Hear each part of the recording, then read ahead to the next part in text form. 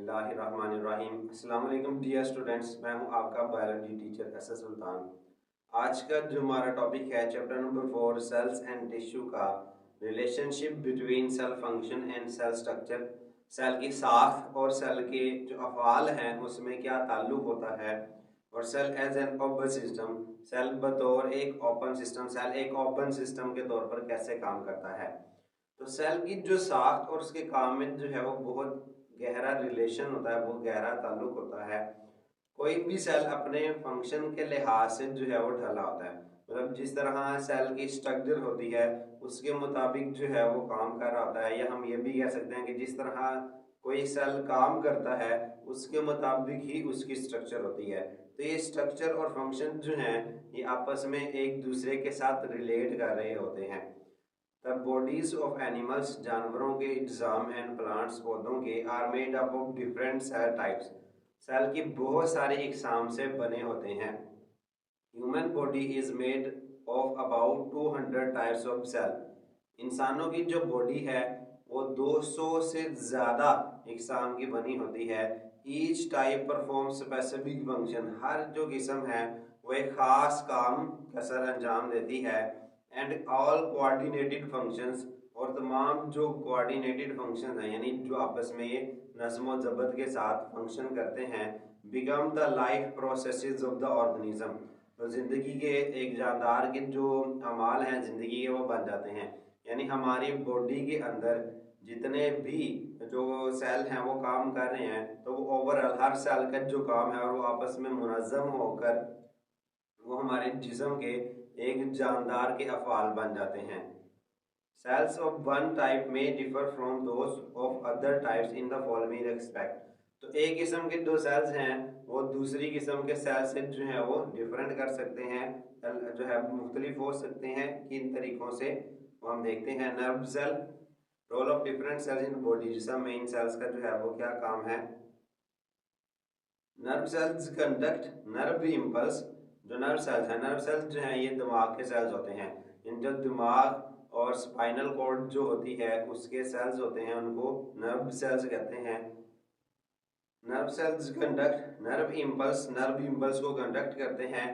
दस contribute in coordination in body, इस तरह जिस्म में कोऑर्डिनेशन क्या होती है चैप्टर 1 के अंदर इंडिविजुअल या ऑर्गेनिज्म लेवल जो था उसके अंदर मैंने बताया था कि हमारी बॉडी में डिफरेंट ऑर्गन्स जो हैं वो हर ऑर्गन या ऑर्गन सिस्टम का जो फंक्शन है वो तो डिफरेंट है, लेकिन ये एक दूसरे के साथ मैनेज करते हैं काम को, एक दूसरे के साथ कोऑर्डिनेशन में रब्बत के अंदर होते हैं। जब आप लाइक जैसे हम चल रहे होते हैं या आप लोग चल रहे होते हैं तो कभी ऐसा नहीं होता कि आपके दोनों पाँव एक साथ उठकर आगे की तरफ चल पड़े। ठीक है, हमेशा एक पाँव आगे दूसरा पाँव पीछे, फिर दूसरा जब आगे जाता है तो पहले वाला पीछे आ जाता है। तो अब एक पाँव के दोनों पाँव एक साथ उठाकर नहीं चल सकते। तो ये जो है वो दोनों टांगे आपस में कोऑर्डिनेशन कर रही हैं। इसी तरह जब आप को एक टाइम में मुख्तलिफ कोई भी काम कर रहे हैं, डिफरेंट काम कर रहे हैं, लाइक जैसे टीचर आपको क्लास में पढ़ा रहा होता है, वाइट बोर्ड पे भी पढ़ा रहा होता है, तो वो बोल रहा होता है, साथ साथ चल रहा होता है, साथ साथ हाथों की मूवमेंट उसकी हो रही होती है, मार्कर से लिख भी रहा होता है।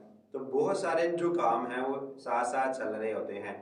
उसी दौरान उसकी बॉडी में रेस्पिरेशन भी हो रही है, वो सांस भी ले रहा है, सुन भी रहा है, बोल भी रहा है, तो ये देख भी रहा है, सारे काम। अब हर ऑर्गन का काम डिफरेंट है लेकिन ये सारे आपस में मिलजुल कर काम कर रहे होते हैं, इसको हम कोऑर्डिनेशन कहते हैं। तो नर्व सेल जो है वो कोऑर्डिनेशन करवाता है, यानी हमारे डिफरेंट बॉडी के पार्ट्स को एक दूसरे के साथ कनेक्ट करता है। मसल सेल्स, जिसे मसल सेल जो हम नॉर्मली इनको कहते हैं पट्टे, ठीक है। तो मसल सेल जो हैं वो हमारी बॉडी में मसल सेल्स अंडरगो कंट्रैक्शन, ये जिस्म के वाहिद सेल हैं जिसमें सिकुड़ने की सलाहियत होती है। Share their role in movement in body, ठीक है, और ये जिस्म में हरकत के काम सर अंजाम देते हैं, ठीक है, जो है ये हरकत करवाते हैं हमारी बॉडी में। Red blood sales and white blood cells, red cells carry oxygen and white blood cells, ठीक है, ये सारे हमारे जिस्म में सेल्स होते हैं, ब्लड सेल्स, ब्लड के अंदर पढ़ेंगे हम। Red blood sales, white blood cells और प्लेटलेट्स, ये तीन टाइप्स होती हैं। Red blood sales carry oxygen, में ऑक्सीजन लेकर जाते हैं। हमारी बॉडी के हर सेल को ऑक्सीजन चाहिए, लेकिन जब हम ऑक्सीजन लेकर जाते हैं तो क्या हम सारी जगह लेकर जाते? नहीं, हम सांस जो है वो लेकर जाते हैं सिर्फ फेफड़ों में, और फेफड़े यहाँ पर हमारे सिर्फ इतने हिस्से की यानी जो चेस्ट कैविटी है सिर्फ इतने हिस्से में मौजूद है सीने की खला के अंदर। तो वो ऑक्सीजन जो है यानी फेफड़ों के अंदर गई है, लेकिन हमारे पाँव के सेल्स हैं, टांगों के सेल्स हैं, बाजुओं के सेल हैं, सर के सेल हैं, यानी हर जगह जो है वो क्या चाहिए हमें, सेल्स जो ऑक्सीजन जो है वो चाहिए। तो फेफड़ों से ऑक्सीजन जो है पूरी बॉडी में ट्रांसपोर्ट कौन करके आता है, ब्लड करके आता है। ब्लड में असल में रेड ब्लड सेल्स होते हैं जो ये काम सर अंजाम दे रहे होते हैं। व्हाइट ब्लड सेल्स किल फॉरेन एजेंट, बैरूनी एजेंट्स को मारते हैं। ये असल में हमारी बॉडी की आर्मी होती है। बाहर से आने वाले जितने भी माइक्रोब्स हैं, माइक्रो ऑर्गेनिजम्स हैं, बैक्टीरिया, वायरसेस, जितने भी बीमारियां फैलाने वाले, उनको ये मारते हैं। So contribute in transportation and defence. ठीक है, तो रेड ब्लड सेल्स ट्रांसपोर्टेशन में हेल्प करते हैं और जो वाइट ब्लड सेल्स हैं वो डिफेंस के अंदर काम करते हैं, यानी हमें बचाते हैं मुख्तलिफ बीमारियों से। स्किन सेल्स जो जिल्द के सेल्स हैं, some skin cells act as a barrier against foreign material and some receptor for temperature, touch and pain. तो स्किन जो है वो एक हमारा सेंस ऑर्गन भी है। ठीक है, तो ये बैरियर का काम भी करती है। लाइक जैसे आपके घर की चार दीवारी होती है, तो उस चार दीवारी के अंदर आपका घर है, उसके बाहर जो है वो बाहर का एनवायरनमेंट है। ठीक है, तो अगर बाहर से किसी ने भी घर के अंदर आना है तो वो उस दरवाजे को या उस जो चार दीवारी है उसको क्रॉस करके वो अंदर आएगा। ठीक है, तो इसी तरह जो स्किन है वो हमारे जिस्म का सबसे बैरूनी ऑर्गन है और ये सबसे बड़ा ऑर्गन भी है हमारी बॉडी का। तो जब भी किसी बैक्टीरिया वायरस ने हमारी बॉडी के अंदर दाखिल होना है तो वो सबसे पहला जो बैरियर होता है वो स्किन है, उसको उसने क्रॉस करना होता है।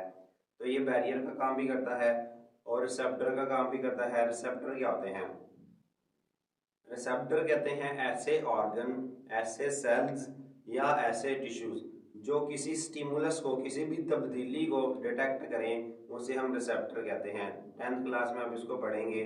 जैसे टेम्परेचर, ठीक है, हमें कोई चीज़ गर्म या ठंडी लगती है हम अपनी जिल्द से, स्किन से पहचान सकते हैं। टच, अगर हमें कोई टच करता है तो वो भी हमें महसूस होता है। पेन, कोई दर्द होती है, कोई चीज़ चुभती है हमारे पाँव में या किसी बॉडी के किसी भी पार्ट में, तो हम जो है उसको महसूस करते हैं। ठीक है, तो ये स्किन सेल का काम होता है। Bone cells, the cells of bone deposit calcium in their extracellular spaces to make the bone tough and thus contribute to supporting role of the bone। अब जो बोन सेल्स होते हैं, हड्डियां, हड्डियां जो है ये भी हमारे जिस्म के कनेक्टिव टिश्यू हैं। तो कनेक्टिव टिश्यू जो है, अब इनके जो एक्स्ट्रा सेलुलर मैट्रिक्स है यानी जो सेल के आसपास की जगह हैं, वहाँ पर ये कैल्शियम को जमा करते हैं और हड्डियों को मजबूत बनाते हैं। These contribute to the supporting role of the bone. इस तरह ये हड्डियों को जो है वो मजबूती देते हैं। उसके बाद जो है वो आता है cell works as an open system. एक सेल जो है वो ओपन सिस्टम के तौर पर काम करता है। ओपन सिस्टम से क्या मुराद है, ओपन सिस्टम से मुराद ये है कि कोई भी चीज़ सेल के अंदर दाखिल भी हो सकती है और कोई भी चीज़ सेल के अंदर से बाहर भी जा सकती है। अगर कोई चीज़ सेल के अंदर है, जैसे हम कहते हैं कमरे में बंद अगर हम किसी को कर दें तो वो कमरे के अंदर ही रहेगा, बाहर नहीं आ सकेगा। ठीक है, तो ओपन सिस्टम का मतलब ये है कि कोई भी चीज़ अंदर आ सकती है और बाहर भी जा सकती है। तो क्लोज सिस्टम ये होगा कि कोई चीज़ अंदर है तो अंदर रहेगी, बाहर है तो बाहर रहेगी। The cell takes in substances needed for its metabolic activities through its cell membrane।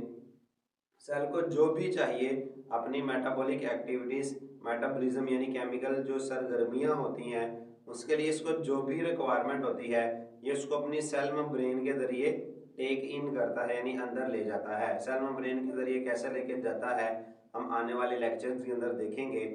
Then it performs metabolic processes assign to it. फिर ये वो तमाम केमिकल रिएक्शंस करता है। मेटाबॉलिज्म भी हम चैप्टर नंबर 6 में देखेंगे। जिस्म में या सेल के अंदर होने वाले तमाम केमिकल रिएक्शंस को मेटाबॉलिज्म कहते हैं।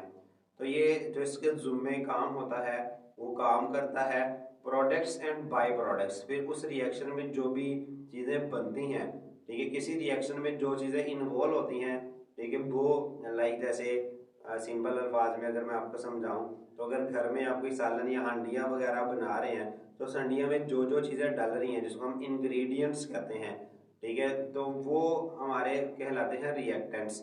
ठीक है, केमिस्ट्री के अंदर इसी तरह। और जो चीज़ बन के तैयार हो जाती है, यानी जब भी आपकी जो डिश है वो फाइनल हो जाएगी, वो आपकी प्रोडक्ट है।